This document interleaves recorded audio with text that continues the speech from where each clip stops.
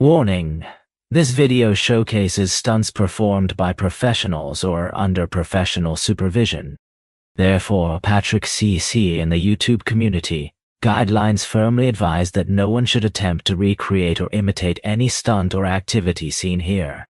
Moreover, this video does not aim to glorify the life or lifestyle of its subject, but rather to document it for educational and artistic reasons. Bam Margera stands as a legendary figure in the skateboarding and pop culture world, shaping the childhood experiences of millions globally. If Tony Hawk is the most famous skateboarder, Bam likely holds the second spot. By the remarkable age of 21, Bam had already become a multi-millionaire, celebrated worldwide as a stuntman and professional skateboarder. Long before the internet era, he essentially pioneered the formula for viral stunt and prank videos, a style still widely emulated today. However, this success came at a substantial cost. Bam's pursuit of money and fame subjected his family and friends to tremendous hardships. He developed multiple destructive habits involving substances, grappled with complex relationship challenges with several individuals, and when his lifelong best friend, Ryan Dunn, tragically died in a fiery car accident, Bam's life quickly unraveled. Even as recently as 2022, his future appears uncertain and troubled. Bam's father, Phil Margera, was passionate about home video recording throughout the 1980s. He captured just about everything Bam and his brother Jess did around their hometown of Westchester, Pennsylvania. Carrying a large shoulder-mounted camcorder, Phil loved filming moments from their lives. While Bam and Jess engaged in many sports, Bam discovered his true passion after getting a skateboard. Their parents never imposed chores or responsibilities. Their upbringing was all about fun and adventure. Every weekend, Phil would take the boys to skate spots and parks across Pennsylvania where they'd spend hours skating. At night, they'd gather to watch the footage Phil had captured during the day. By 1989, when Bam was just 10 years old, he'd already become a well-known prodigy at a local skate park called Sheepskates. There, he met Bucky Lasek, an 18-year-old professional skateboarder, as well as his longtime best friend Brandon Novak, Dada. Bam wanted all his neighborhood friends to watch his skate videos, but he soon realized that not everyone found them captivating. To keep viewers entertained, he started including bloopers and silly antics caught on camera. This insight, that the funny, offbeat moments were what truly engaged his audience, would underpin much of his future career. At 13, in 1992, Bam earned sponsorship from Fairman's, a local skate shop. Though modest, receiving about 2 free boards and some wheels per month, it was enough to validate his dedication to skating daily. His parents took a hands-off approach to his skateboarding life. If there was a competition or event within 4 hours, whether in Washington, D.C., Philadelphia, New York City, or Baltimore, Bam and his friends were there. Whenever filming was happening, Bam eagerly seized every opportunity to land a stunt or be the focal point on camera. Bam was well known in the skate community because of his daring tricks in videos. He was this fearless kid, appearing in every team skate video along the East Coast.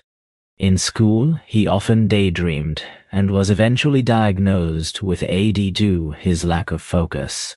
But really, his mind was obsessed with skateboarding and watching videos. On the very first day of 10th grade, he realized that school just wasn't for him anymore. So, he dropped out and never looked back. Around the same time, his friend Mike Maldonado was sponsored by Toy Machine, a skate company based out of California. After dropping out, Bam headed straight to Los Angeles in the mid-1990s to skate with professional riders. He wanted to fully immerse himself in the skate culture, and naturally, build his own reputation. Whenever he had a new idea or trick in mind, he attacked it relentlessly, refusing to stop until he nailed it. His drive and passion were contagious. That's why people wanted to be around him. Plus, he was absolutely hilarious, doing anything to get a laugh from his friends. Because they always had a video camera rolling, their skits became just as popular as the actual skateboarding, and Bam noticed this. So, he leaned into those antics. Ultimately, his videos ended up being about half stunts and half skating. Meanwhile, there was a major cultural shift happening in LA involving Big Brother magazine. Skateboarding had exploded in popularity during the 80s, but in the 90s, it hadn't yet broken into mainstream success.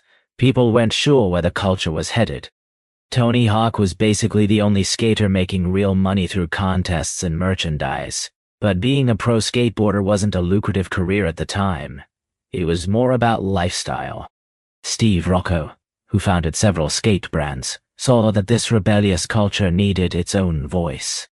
Big Brother magazine was born, covering skateboarding but also anything edgy or taboo that mainstream media wouldn't touch.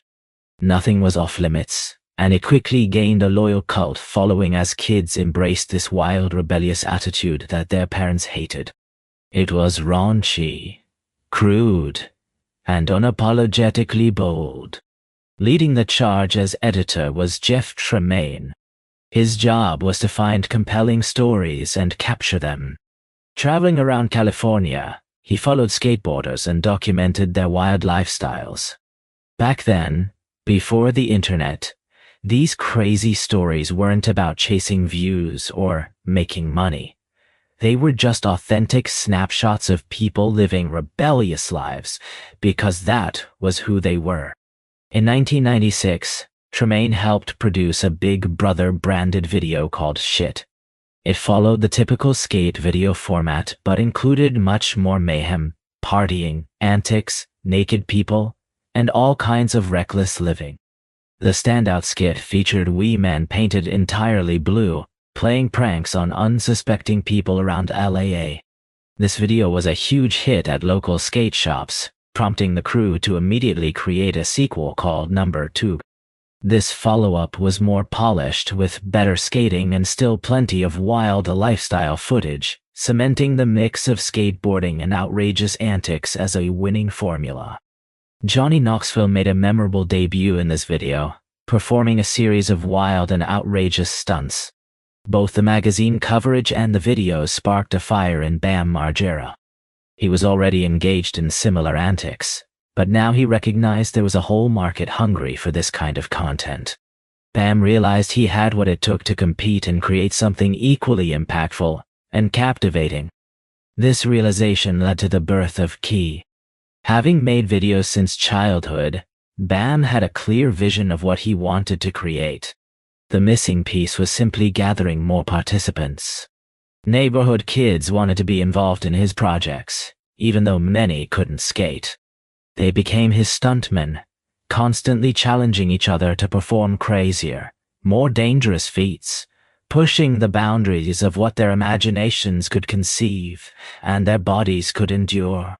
Among the most notable was Ryan Dunn, whose close involvement with Bam would later play a pivotal role in the dramatic ups and downs of Bam's life. The group spent their days brainstorming daring and humorous ideas to entertain audiences. When Bam turned 18 in 1997, he teamed up with Mike Maldonado and landed his first professional skating sponsorship with Toy Machine. Soon after, he earned a coveted spot on the cover of Thrasher magazine and secured an official part in their video, cementing his status within the skateboarding world. In March of 1999, at the age of 20, Bam Margera achieved something monumental: the release of Landspeed Presents Kai Die. This production compiled all the videos of Bam and his friends' wild antics and skateboarding into a cohesive film. What set Bam's editing apart was his forward-thinking style. He stripped away all unnecessary content, creating a non-stop sequence of jaw-dropping moments. In many ways, Kai resembled today's viral fail compilations, or stupid people doing insane things videos, long before YouTube ever existed. The name Key originated from Bam's brother Jess's band, and the video had several purposes. It served as a platform to promote his brother's music, featuring many tracks from the band. It showcased daring stunts performed by Bam's crew, alongside impressive skateboarding footage highlighting Bam's skills on the board. Landspeed was a skateboard wheel company owned and distributed by Tommy, which also managed the Toy Machine brand. Todd Swank handled the distribution of Kai. Because skate shops were spread all over the country, the video gained significant traction. Bam began getting recognized at skate parks everywhere he went, quickly rising in celebrity status within the skateboarding community. However, Bam soon discovered that he had been unaware of the financial side of the film's distribution. It turned out that Todd Swank, owner of Tommy, was not paying Bam fairly, though the full extent of the financial wrongdoing remains unclear.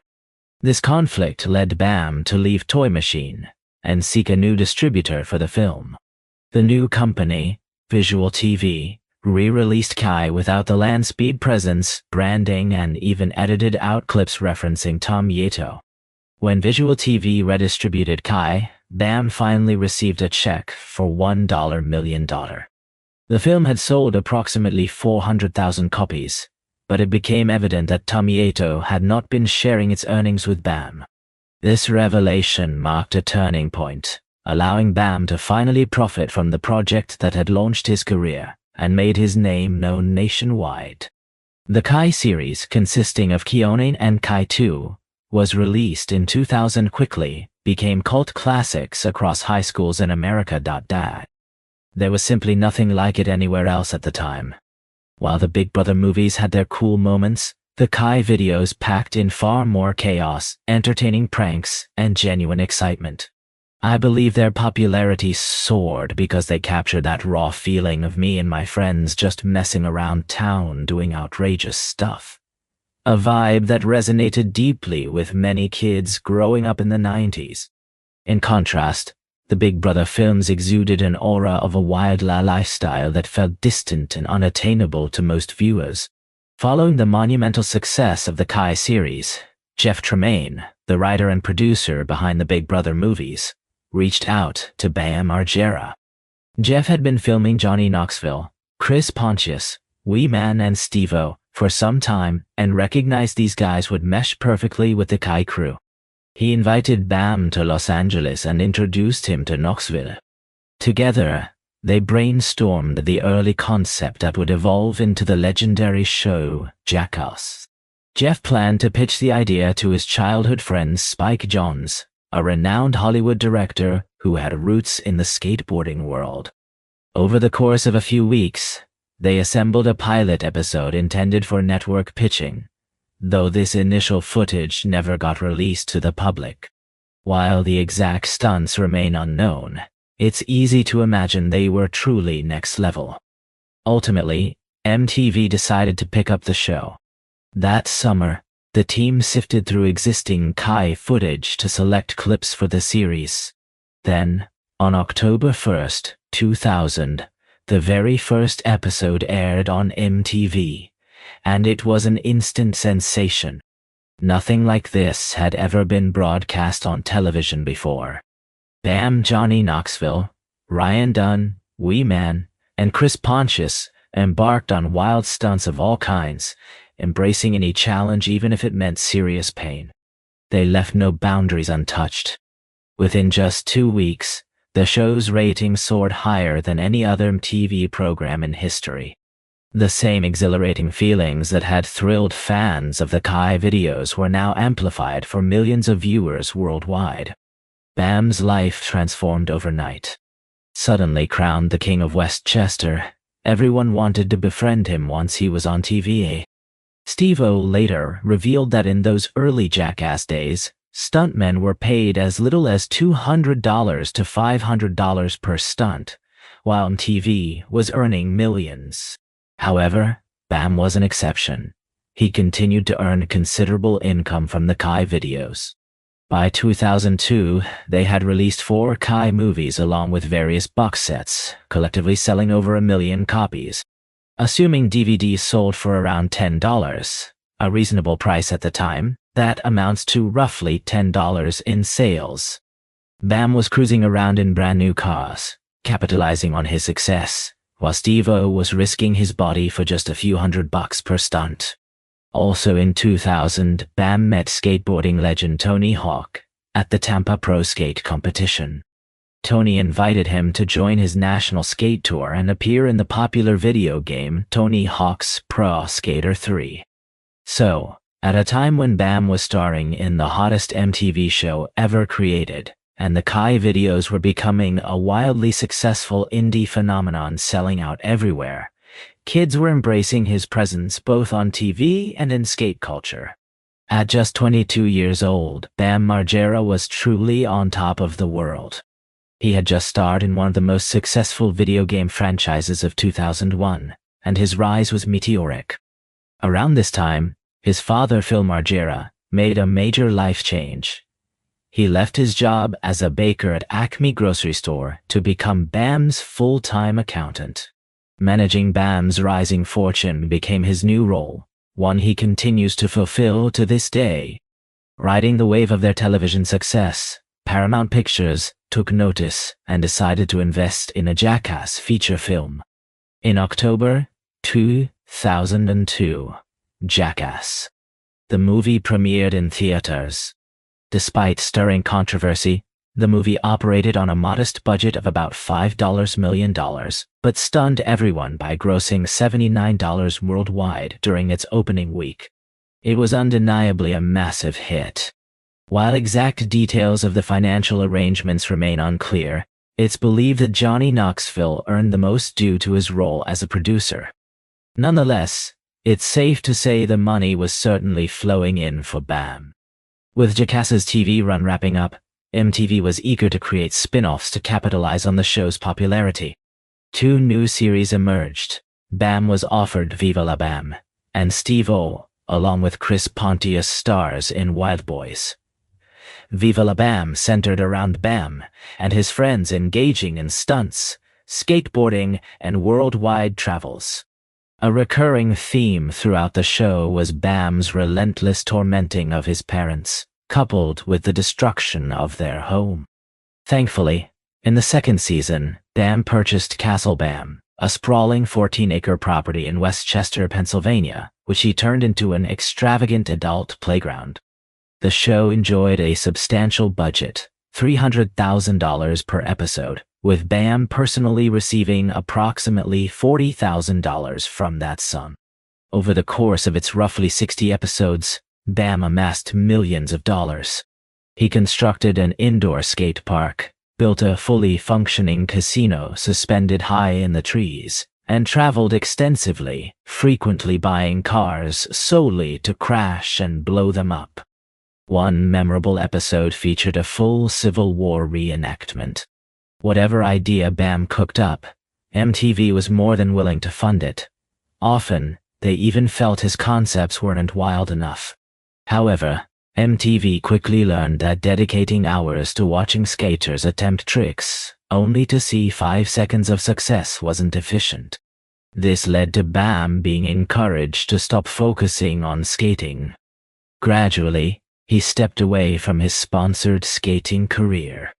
From that point on, his mission was clear: to generate non-stop chaos from the moment he awoke to the second everyone else went to bed. This became his full-time hustle for the next 3 years. Up until this moment, Bam had consciously avoided drugs and alcohol. He chose to live sober, driven simply by the thrill of having fun with his friends, and naturally, the lure of making money. Most of his close circle, however, did not share his sobriety. His 2 best friends, Ryan Dunn and Brandon Novak, struggled deeply with addiction. Bam frequently found himself kicking Brandon out of his home and life for substance abuse and bringing drugs around. Ryan Dunn's vice was alcohol. Around the age of 25, Bam began to dabble in drinking himself. He was captivated by the rockstar lifestyle, especially influenced by his all-time favorite band, H.I.M., who exposed him to the wild ways that rock stars live. After 3 relentless years of non-stop chaos, Bam finally needed a break. By 2005, completely drained, he decided to end the show, not because it failed, but simply because he no longer wanted to do it. However, the pause lasted only about 2 weeks before boredom set in. Without any other hobbies to fill his time, and with his life defined by reckless adventures supported by a multi-million-dollar budget, he found himself drinking constantly. It's important to highlight that money was pouring in by the boatloads during this period. Bam was featured in every Tony Hawk's Pro Skater video game, including one where he graced the cover. He appeared in commercials and sold more skateboards through Element than even Tony Hawk himself. At one point, Bam was moving 40,000 skateboards every month, while Tony Hawk was selling about 13,000. How? Bam innovated by creating merchandise with pink skateboards, a bold, uncommon color choice that appealed heavily to his female fans, who often purchased the boards as collectible wall art rather than for skating. Once Bam embraced branding fully, his heartogram merchandise took off. He sold sunglasses, watches, apparel, sneakers, you name it. Bam was an unstoppable money-making machine. Reportedly, he had around $20 million the management of his father. With the show concluded, Bam dreamed of returning to what he loved most, skating. Unfortunately, after 2 to 3 years largely off his board, he wasn't as skilled as before. His fame was a double-edged sword.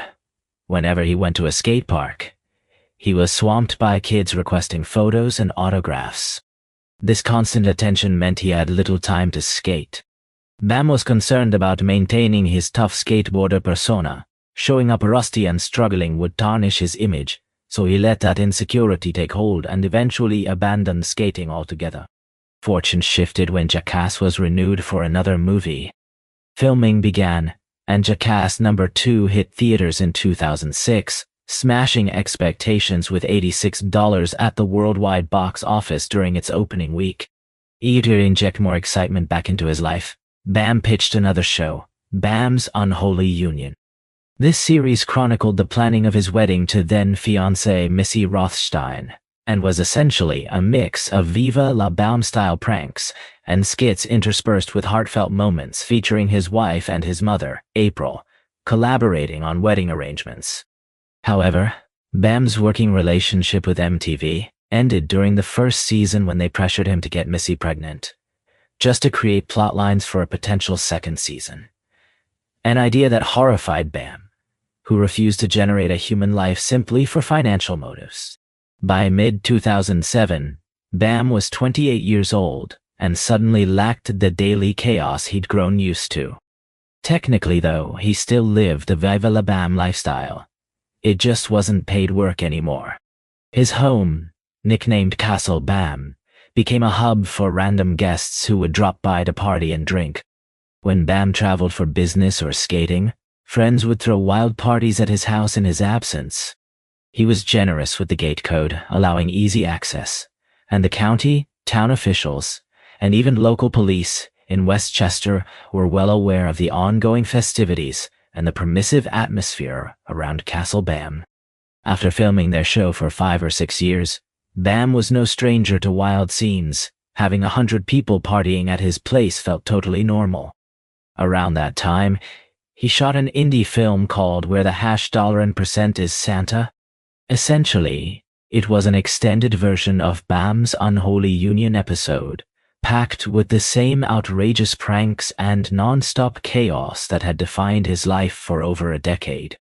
While the film's success remains unclear, one thing was certain: Bam couldn't break away from the lifestyle he had built.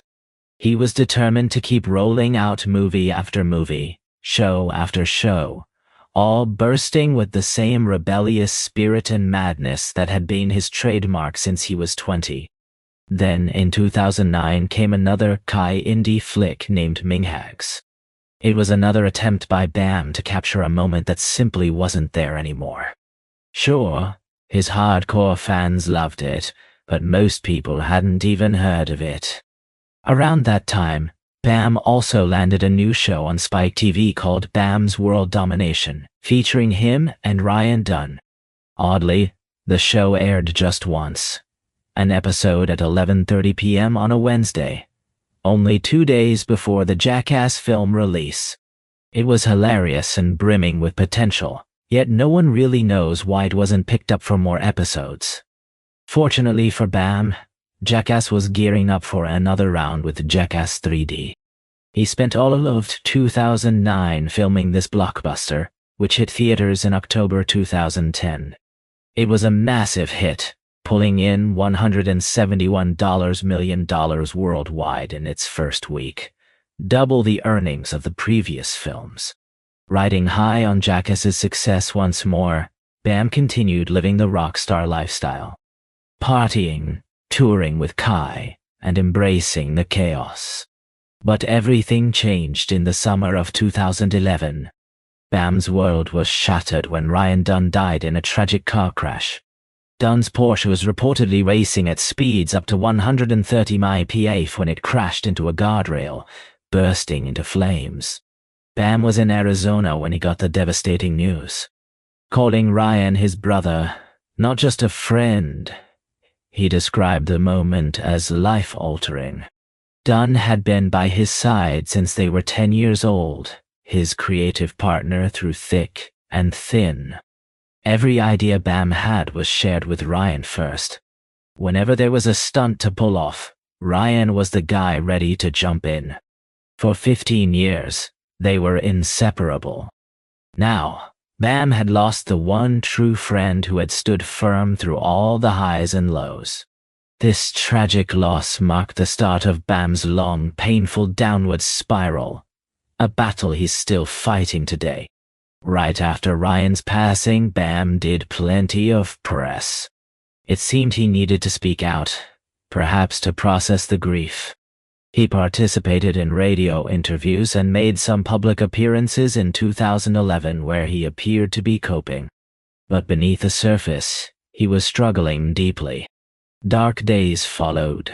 He'd lock himself in his basement, replaying old footage of him and Ryan, drowning in alcohol, and retreating into silence for weeks at a time. Amid it all, Bam began working on a movie tribute to Ryan Dunn. Sadly, that project has never been released. Bam was still not skating, and the only times he left the house were either to hit the bar or join a Kai tour where he'd perform some of their songs. In 2012, he went through a divorce with his wife, which seems directly linked to the loss of his best friend. By 2013, he had started gaining a lot of weight and was officially touring with his own band, Fuckface Unstoppable, a band that was essentially Kai, in all but name. Despite touring, he was still partying every night and waking up each morning to avoid facing his inner demons. On a positive note, Bam did marry his current wife, Nicole Boyd, which at least provided some stability in his life. After 2 years of heavy drinking, playing rock shows, and escaping reality, he finally landed another TV show in 2014, Bam's Badass Game Show. It ran for just 1 season, 6 episodes, all aired within a single month on TBS. The show averaged less than 1 million viewers and received a mixed to harsh reception. While the show wasn't terrible, it promised viewers stunts similar to Jackass but performed by ordinary contestants. Unfortunately, the stunts turned out much tamer, even less intense than Fear Factor. And the casting was full of corny participants. Plus, Bam himself didn't perform any stunts, which was likely what audiences wanted to see. The show lasted a month before cancellation, likely delivering a blow to Bam's confidence and pushing him further back into his isolation and memories of Dunn. In 2015, the Ride Channel released a trailer for a movie Bam was working on about Dunn, titled I Needed Some Time to Be Useless. This project generated a lot of buzz, and one might think served as a way for Bam to close the chapter on his past and move on with his life. But reality was harsher. The film only kept the wounds fresh. Bam was never able to perfect or complete it. In a 2017 interview, he admitted he still couldn't finish the movie because its ending needed to show Bam moving forward and breaking old patterns, a reality he hadn't yet achieved. Even years later, the film remained unreleased. Meanwhile, Castle Bam was still very much a continuous episode of Viva la Bandant. He kept drunks and addicts lounging around his house, partying every night to relive old times. The problem was that none of these people were his true friends. They were stuck in life, yet Bam had the money to supply whatever they wanted. The movie never saw the light of day, but in 2016, Bam made the most important decision of his life. Finally fed up with his lifestyle and his appearance, he moved to Estonia with his wife, leaving behind everyone he knew at the castle. There, he dedicated 6 months to losing weight and getting healthy. Afterward, he relocated to Barcelona with the goal of learning to skate again. By this point, Bam had barely skated in over a decade and had to relearn everything from scratch, while striving to stay sober and rebuild himself anew. During this time, Bam didn't even drink while he worked on relearning skateboarding, his first true passion. He stayed sober for about a year, pushing himself to regain his skills. Keep in mind, he was 38 years old at this point. There was no way he could match the abilities of his 20-year-old self. Some tricks were just beyond his reach forever. In 2017, Bam moved back to the United States and engaged in a lot of media appearances. He appeared to be in good spirits and sober, skating again, and it seemed like he was ready to leave the past behind. Meanwhile, his mother, April, had the idea to list Castle Bam on Airbnb, while Bam was in Europe. She spent an entire year preparing it for rental, and it quickly became a huge success, booked solid for about a year straight. At first, Bam wasn't thrilled about turning his home into a rental, but once it became lucrative, he accepted the idea. Towards the end of 2017, Bam became a father for the first time when his child, Phoenix Margera, was born. With a new home, a newborn, and a fresh outlook on life, Bam seemed poised for a positive new chapter back in Westchester. Unfortunately, this stability was short-lived. Being back in Westchester turned out to be the worst thing for him. The same town, the same old friends, and the ever-present Castle Bam just a stone's throw away, acted like a haunting temptation to return to his old ways. By late 2018, he was back to throwing parties, desperately trying to relive moments from the past. The year 2019 became a particularly dark period from which Bam never seemed to fully recover. He started the year by checking into rehab, only to leave after just 10 days. This wasn't new. Over the past decade, Bam had been in and out of rehab repeatedly. During this time, he also began a comedy and storytelling tour, which many assumed he started simply to earn money or stay busy. Unfortunately, on stage he appeared to be caught in a drunken, incoherent haze, making his performances hard to watch.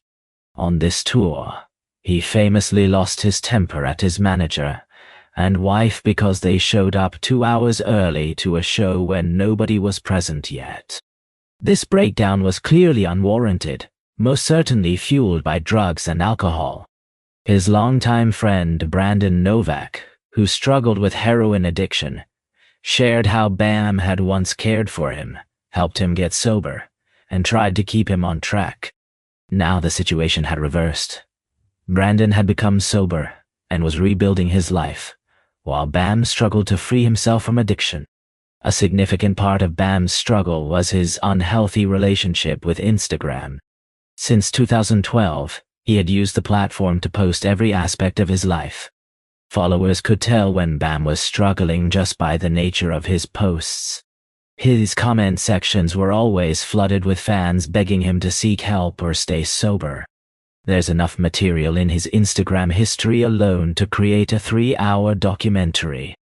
By summer 2019, Bam expressed frustration with his lifestyle, declaring that the only person who could help him was Dr. Phil. His Instagram increasingly became a venue for sharing his manic episodes. Although he did appear on the Dr. Phil show, it was a disheartening performance. It became clear that Bam was a spoiled kid, someone who had always been given everything he wanted, but was now struggling to cope with the harsh realities of life. Bam Margera had always lived with very few boundaries. Sure, he put in hard work, but the truth is, his parents never told him no. They managed every aspect of his life from birth. He never truly matured because, deep down, he didn't want to. This pattern continued despite his struggles. In 2019, Bam enrolled in another rehab program. It was during this time that Jeff Tremaine approached him with an opportunity to return for Jackass Forever. But there was a catch. Bam had to sign a wellness agreement, a contract pledging that he would stay clean from drugs and alcohol throughout the film's production.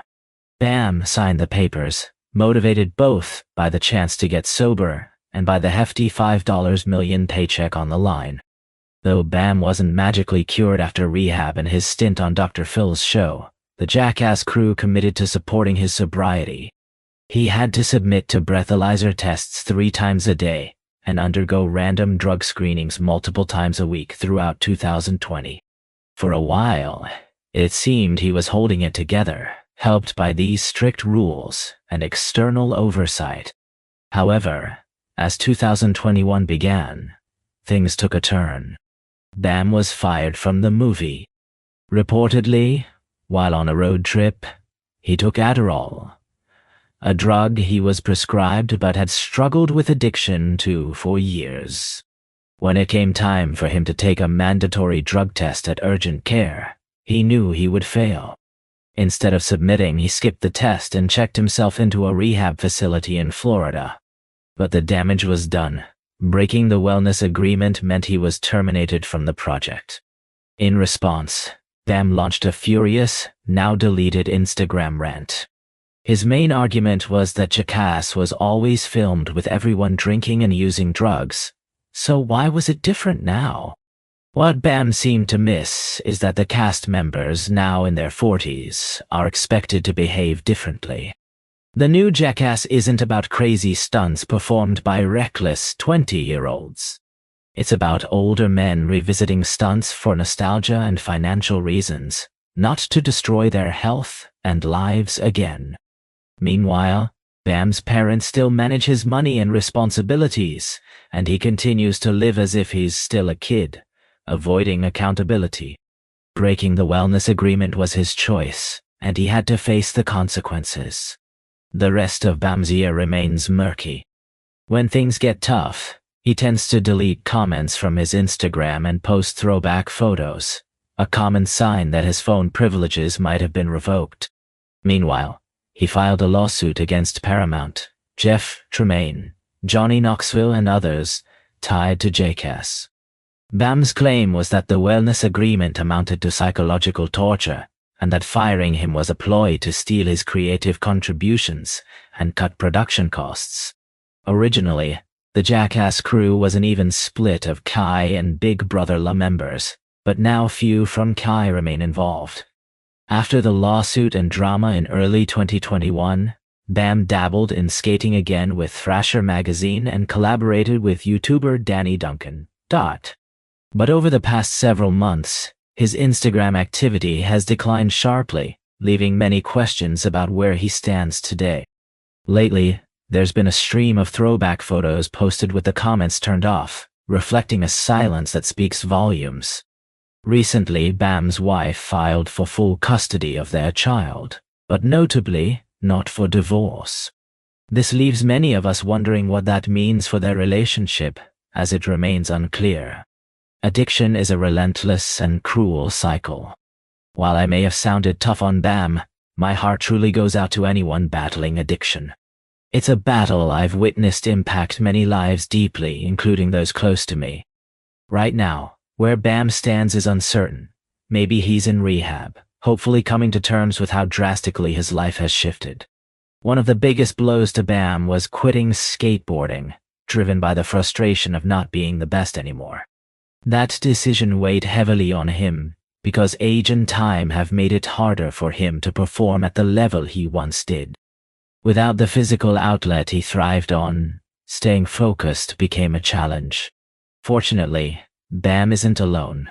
He has a strong network of real friends. Steve-O, Brandon Novak, Rob himself. People who genuinely want to see him heal and improve. But ultimately, Bam has to want recovery for himself. It's time to accept that the dazzling days of Viva la Bam are behind him. Growing up means making serious choices. Clearing out Castle Bam and stepping up as a father to his son. There's still a future full of possibilities for him.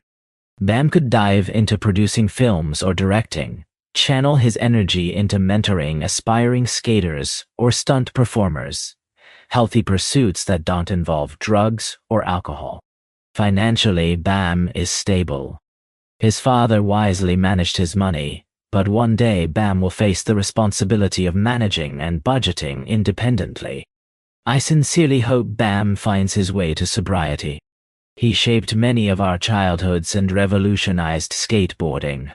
He crafted the blueprint for viral stunts and videos that have dominated internet culture for over 2 decades. Bam literally created a new cultural phenomenon. He undoubtedly still has so much to offer the world. But right now, his priority must be closing the door on his past and focusing on his health and family first. From the bottom of my heart, I wish Bam the very best. Brighter days are ahead.